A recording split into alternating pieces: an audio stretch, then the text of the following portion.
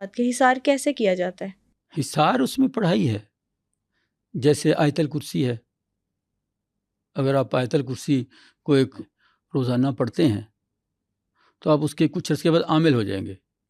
پھر آپ اس کو جب پڑھیں گے، کیونکہ آیت الکرسی کے بارے میں نے کہیں پڑھا تھا کہ جب ایک بار آپ آیت الکرسی پڑھتے ہیں تو اللہ تعالیٰ ایک فرشتے کو حکم دیتا ہے کہ جاؤ اس بندے کو میری ضرورت ہے، اس کی حفاظت کرو.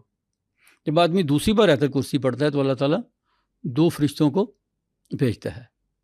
لیکن جب آدمی تیسری بار آیت الکرسی پڑھتا ہے تو اللہ تعالیٰ کا پیچھے ہو جاؤ، اب اس بندے کے لیے میں خود کافی. سبحان اللہ. تو یہ ہے سب سے بڑا اثر. اس حوالے سے ہمارے ایک دوست ہیں عامل، انہوں نے ایک بار ایک واقعہ بتایا. وہ ذمہ دار ٹائپ آدمی ہیں، تو وہ کہہ رہے ہیں کہ ہم ایک بار ہمارے گاؤں میں چور آ گئے، یہ جو ڈاکوگر ہوتے ہیں. تو لوگوں کو پتہ چل گیا، ہم ان کے پیچھے نکلے تو فصلوں میں جا کے گھسے.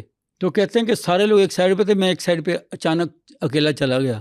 میں کیا دیکھتا ہوں، وہاں پہ وہ جو ڈاکو تھا اس کے پاس بندوق تھی اور وہ بالکل میرے پاس. اب میں کچھ نہیں کرنے جوگا تھا، نہ میں کسی کو بلا سکتا تھا. تو اس نے مجھے کہا، او بھائی مجھے کچھ نہیں ہو سکتا، میں گھر سے آیت الکرسی پڑھ کے نکلا ہوں، لہٰذا چپ کر کے چلا جا ورنہ تیری خیر نہیں ہے. اچھا، اتنا ایمان یعنی اس مضبوط. کا ایمان. اصل میں یہ جتنی چیزیں ہیں نا جی، یہ پڑھنا، یہ پڑھائی، یہ اس میں ایمان کی مضبوطی ہے. بالکل. آج کل جو ہے یہ ہم لوگ اتنے پریشان کیوں ہیں؟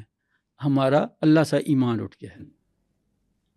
اللہ تعالیٰ سب سے بڑا محافظ ہے، کوئی شک نہیں اس میں. تو اس لیے میں وہ ڈاکو کی بات کر رہا ہوں کہ ڈاکو نے کہا کہ بھائی میں آیت الکرسی گھر سے پڑھ کے آیا ہوں، مجھ سے دور ہو جاؤ ورنہ تم مارے جاؤ گے، مجھے کچھ نہیں ہوگا.